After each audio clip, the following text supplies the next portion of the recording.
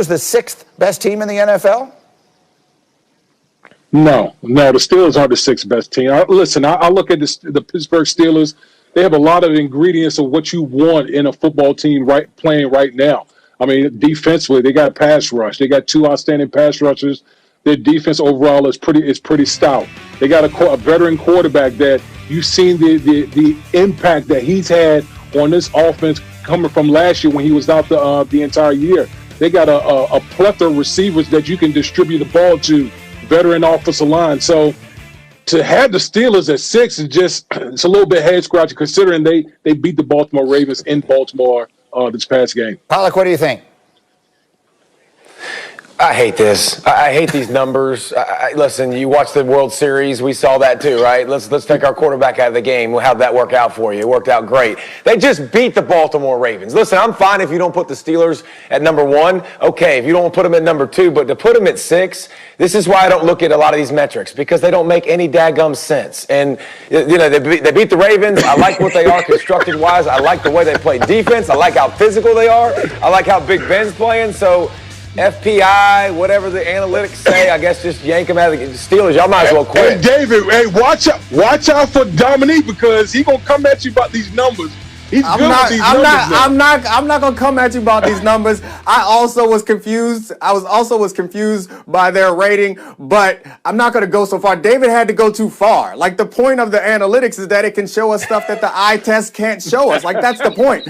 What's the point of having these numbers if they're just gonna tell us the same thing that we see? I understand that. I agree. I think that they are much better than that ranking. However, they do have holes, and I think one of those holes is we are pretending as if Big Ben is the Big Ben of old. No, Big Ben is throwing short passes and letting his guys make big plays, which makes for a more volatile offense. And that defense is devastating. And I agree, they should be higher than the Ravens, given the fact that they just beat the Ravens.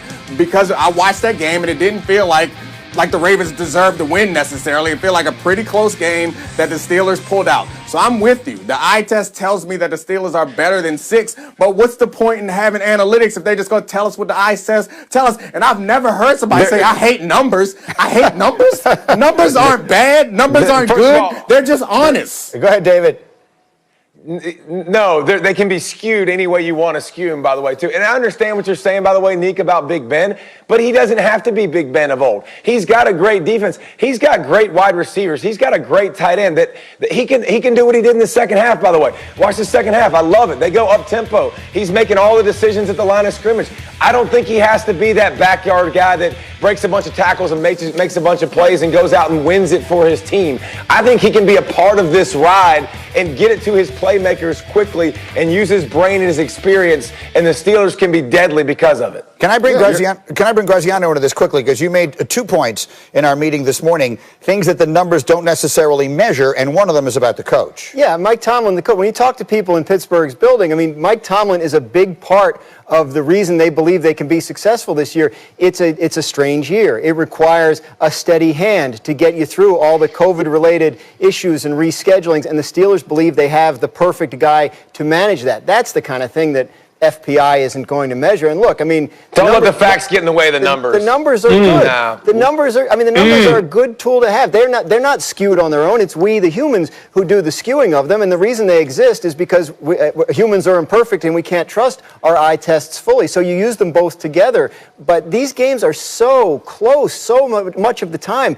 An old special teams coach told me once, that ball is not round and it bounces funny. It's hard to know how much stock to put into a head-to-head win as a measure of which team is better than the other. Yes, it matters, but it's not the be-all and end-all. The Steelers think that they're better than their underlying numbers because of some intangibles, one of which is the leadership of Mike Tomlin. I will just say this. Graz, I hate that you're rational right now. Stop being rational. Yeah, I prefer, gotta be me. I'll see that and I'll raise you a dadgum, which I really enjoyed from Pollock.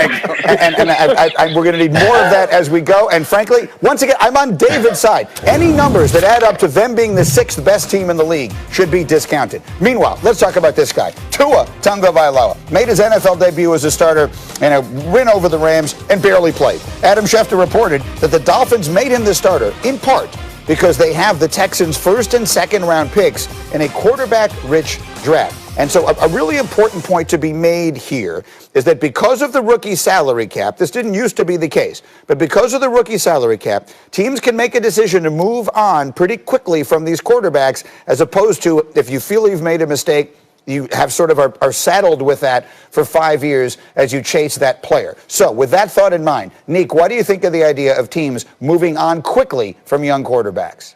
I mean, I love it. I think that when you are selecting a leader, which is what the quarterback is, the leader of your team, you don't need 4 years to know that someone is bad at their job. You can figure that out pretty quickly, and the sooner you move on, the better off you will be. I think I was a little bit put off by the Cardinals moving on from their first round pick of Josh Rosen to go with Kyler Murray, because in my mind I was thinking, man, do you really know what that guy is? But if you have him in practice every day and you have him playing in NFL games, you should be able to determine whether he's your guy or not, and you should not let the fact that you made a decision last year inhibit you from making a better decision this year going forward to build your team. So while I don't like it for the player necessarily, I like it as a decision. You don't want to go after this sunk cost fallacy, chasing after a bad decision that you already made. I get that part of it. There is another side to it, though, D. Wood, and that is I'm old enough to remember a time when developing a quarterback took longer than 1 year, that you couldn't decide. Maybe, yes, maybe there are unique circumstances where you can watch a guy for 1 year in practice and say, okay, he's never going to be the guy. And then you've made just a horrendous mistake in the draft. But how about the idea, D. Wood, that 1 year is not enough time to evaluate a quarterback in the NFL today or at any point?